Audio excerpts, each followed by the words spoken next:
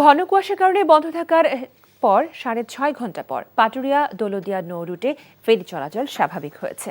BRWTC জানায়, বৃহস্পতিবার রাতে ঘন কুয়াশার কারণ ফেরির মার্কিং বাতির আলো অস্পষ্ট হয়ে যায়। তাই নৌ রুটে দুর্ঘটনা এড়াতে রাত ৩টার পর থেকে পাটুরিয়া দৌলতদিয়া নৌ রুটে ফেরি চলাচল সাময়িকভাবে বন্ধ রাখা হয়। ফেরি চলাচল বন্ধ থাকায় নৌ রুটের উভয় ফেরিঘাট এলাকায় কিছু যানবাহন আটকে পড়ে। কুয়াশা কেটে গেলে ফেরি চলাচল শুরু হয়।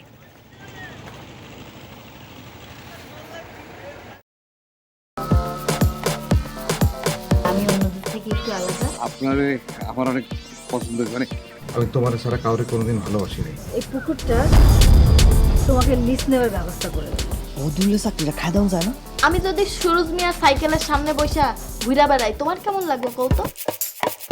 তুমি তোমার স্বামীর নিয়ে এত আহ্লাদ করতেছো, আর ওইদিকে বলে আমার সকাল হয় না, রাইতের আন্ধার হয়। এক রিক্সায় গা সিপকায় বইসা হাসতে হাসতে কই জানা যাইতেছে। দুনিয়ার এত মানুষ রাইখা এই বেডি তোমার মধ্যে কি পাইছে কৌতো? আর তোমার চোখে আমি শুধু তোমারে চাই।